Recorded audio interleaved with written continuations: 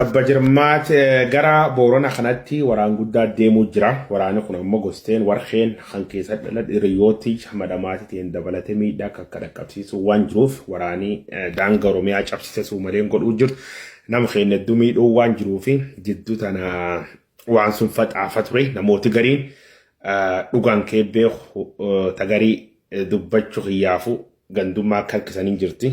Namoota akkasii yaada waan jiraniif namoota akkasiitii guddoo deebiin qabu. Amma galgala kana dogattaa'ee viidiyoo YouTube fa zeenaa waan akka waan Itoophiyaa waan hordofuuf daawwachuu jiru. Paasterii tokko dhimmi isaa kan haasa'uu jiru arge. Paasteriin kunii uummata keenya Salaalee irratti duul guddaa gaggeessa arge. Salaalee Yexoonqaa Egarnoo bif jedhuun uummata keenya Salaalee uummata guddaa nu beensuun yoo abaar yoo arrabsoo xiqqeessa arge.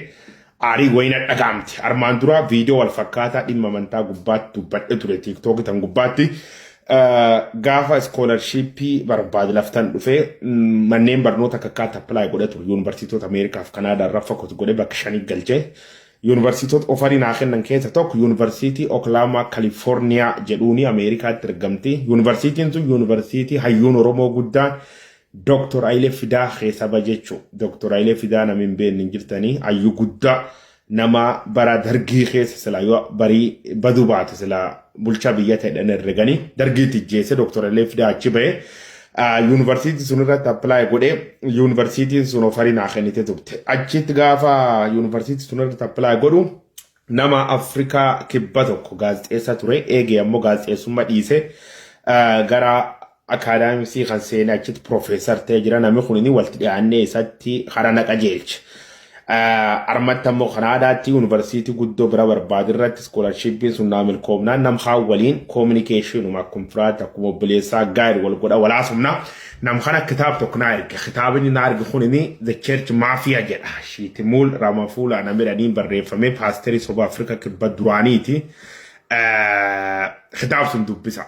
Kitaab sun dubbisaan kitaab sun dubbisee wanni hedduun billicina jetti amantaarra mormiin qabu beekumsa amantaan qabu amantaallee guddoo jaaladha.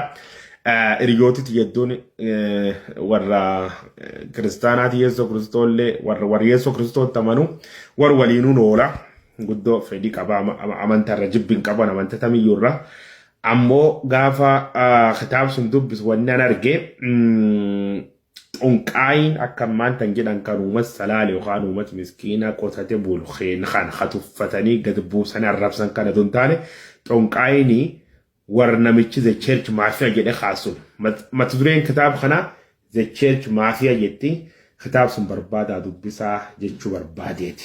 Ammoo wanni tokko jalsararri dubbachuu barbaadu liqa phaaphaasoti mana amantaa Ortodoksii Tawaahidoo Itoophiyaa tasgabboomnaani liqa paasterooti keessumata Oromoo akkan tatta'uu jirti jechuudha. Bishaan gurguru, wati gurguru, dinnichi gurguru, shunkurti gurguru agartee baala silxaanota faarsu marrakkuutu baarrakkuutu maali dhani lafkaare kudhan diddama saamu wimbirinaan akkanatu hin taatu sabqeen hin xiqqeessina saama Itoophiyaa sila namin saamin jiru xiqqaa guddaan fiixa biyyattii tak bulcha ganda namin saamin hin jiru buddeena sefaa yoosanii taati nyaadhaa saamaa waliindhaa acha barabbaraan kun afaan Sidaamaati ammoo sab keenyatti hin qoosina. Salaaleen uummata gootaati.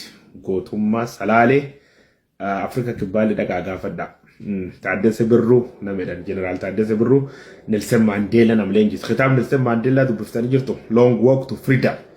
Gaafa kitaab sun dubbiftan dubbiin isanii galtee sab keenyatti hin qoosina.